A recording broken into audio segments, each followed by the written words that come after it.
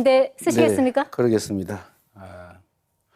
우리 김문수 후보님, 증거가 있으면 제시하고 말씀하시는 게 좋겠습니다. 네. 네. 두 분 다 발언 시간 다 쓰셨고요.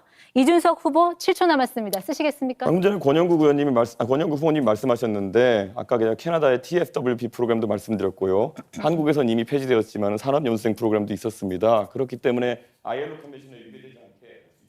네, 발언 시간이 초과되면 마이크가 자동으로 음소가 된다는 점 다시 한번 말씀드리겠습니다. 자, 첫 번째 토론은 여기까지 듣고요. 다음 이제 두 번째, 세 번째 주제로 넘어갈 텐데 앞서 말씀드렸지만 오늘 주제는 사회 분야입니다. 가급적 이 주제에서 크게 벗어나지 않도록 부탁드리도록 하겠습니다. 네, 이제 공약 검증, 주도권 토론으로 넘어가겠습니다. 자, 먼저 이 후보들의 핵심 공약을 듣고 이후에 이제 토론을 진행을 할 텐데요. 주제는 초고령 사회 대비 연금 의료 개혁입니다. 자, 우리 사회가 저출생, 또 초고령 사회로 진입하면서 연금과 의료 개혁은 더 이상 미룰 수 없는 과제가 됐습니다. 역대 정부에서 여러 차례 시도했지만 합의점을 찾지 못했던 이 난제를 후보들께서는 어떻게 풀어갈 것인지 들어보도록 하겠습니다. 발표 시간 1분 30초 순서에 의해서 권영국 후보부터 시작하겠습니다. 네, 국민 여러분 매우 좀 혼란스럽긴 하죠. 대한민국은 이미 초고령 사회에 진입했습니다.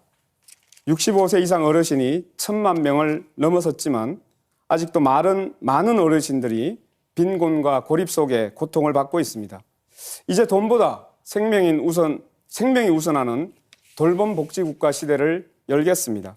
첫째, 지자체 통합 돌봄 책임제와 간호간병 통합 서비스를 전면 확대해서 무상돌봄, 무상간병을 실현하겠습니다.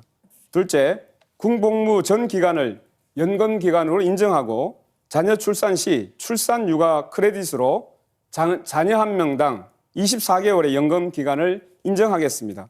셋째, 프리랜서, 자영업자와 같은 지역가입자의 보험료를 50% 지원하고 기초연금을 월 70만 원으로 인상하겠습니다. 넷째, 의료비 100만 원 상한제 도입과 500병상 규모 공공병원 100개 확충으로 전국 어디서나 안심하고 치료받을 수 있는 보건망을 구축하겠습니다. 국민 한 사람 한 사람의 존엄을 지키는 것이 바로 국가의 사명입니다. 돈보다 생명이 우선인 나라, 돌봄과 존엄이 보장되는 나라, 저 권영국이 끝까지 책임지고 실천하겠습니다. 네, 감사합니다. 네, 다음으로 이준석 후보 공약 듣겠습니다. 윤석열 정부 시절 우리가 겪은 가장 황당한 정책 가운데 하나가 의대 증원입니다. 3,000명이던 정원을 5,000명으로 늘리겠다고 했지만 강의 시설도 증원 숫자의 근거도 사회적 수기도 없었습니다. 그냥 무조건 따르라는 식이었고 결국 전공의 복귀 안 하면 처단한다라는 계엄 포고령으로 귀결되었습니다. 그래서 우리는 지금 조기 대선을 치르고 있는 겁니다. 아직도 우리 정치에는 이런 정치인이 많습니다. 대책을 물으면 잘하면 됩니다.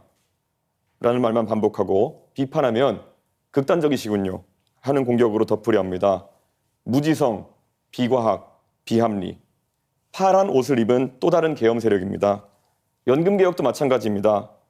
구조는 손도 대지 않고 숫자만 바꾼 가짜 개혁으로 사회 초년생에게는 평생 5천만 원 가까운 부담을 떠넘기고 기성세대는 더 가져가는 밀실 합의를 하고 말았습니다.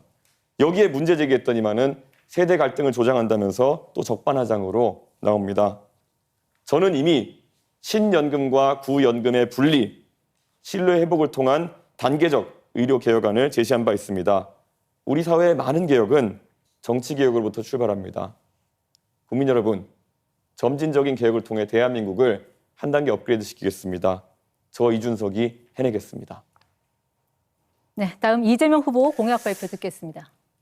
네, 전 세계에서 가장 가난한 노인이 많은 나라, 또 전 세계에서 노인 자살률, 참 말하기 그렇습니다. 자살률이 가장 높은 나라.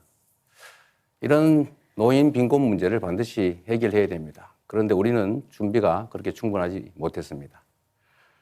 지금 18년 만에 겨우 모수개혁이라는 걸 했습니다. 보험료를 얼마 낼 것이냐, 소득 대체율은 얼마를 인정받을 것이냐. 정말로 지난했습니다.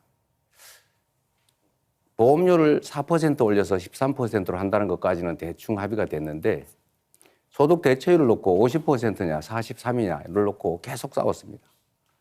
제가 윤석열 대통령을 만나서 직접 담판도 해보려고 했는데 제가 국민의힘이 제안하는 바대로 44%를 받겠다라고 했는데도 그걸 거부했습니다. 결국은 43%로 저희가 합의했습니다. 앞으로는 모수개혁을 넘어서서 이제 구조개혁을 해야죠. 기초연금, 국민연금, 퇴직연금 이런 걸 다 조정을 좀 해야 됩니다. 어려운 과정이긴 한데 누가 말씀하시는 것처럼 완벽하게 못했으니 비난하자. 그렇게 하면 안 됩니다. 그럼 아무것도 안 됩니다. 지금까지보다는 그래도 낮게 바뀌었다라는 점을 인정해야 합니다. 의료개혁도 공공의료, 필수의료, 지역의료를 반드시 살리는 방향으로 국민이 건강한 방향으로 반드시 바꿔나가야 되겠다 말씀을 드립니다. 네, 다음 김문수 후보입니다. 이번 의정 갈등으로 많은 어려움을 겪으신 국민 여러분, 또 환자 여러분, 또 의료진 여러분, 모든 분들에게 진심으로 죄송스럽다는 말씀을 올립니다.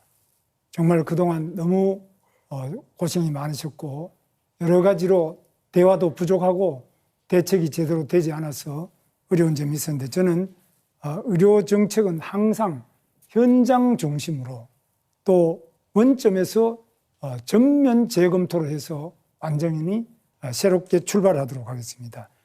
의사 선생님들과 환자 또 전문가 목소리를 충분히 받아들일 수 있도록 미래의료위원회를 취임 즉시 구성해서 대화의 창구를 만들겠습니다. 항상 대화를 통해서 서로 이해하고 잘 합의해 나가는 방향으로 하겠습니다.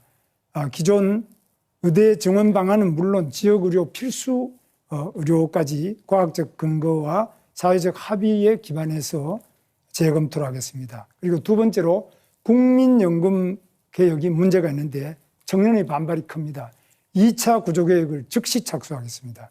청년들을 대표자로 많이 포함을 시켜서 청년들의 의견을 최대한 수렴해서 대개혁을 해내겠습니다. 청년이 불리하지 않은 개혁을 하도록 하겠습니다.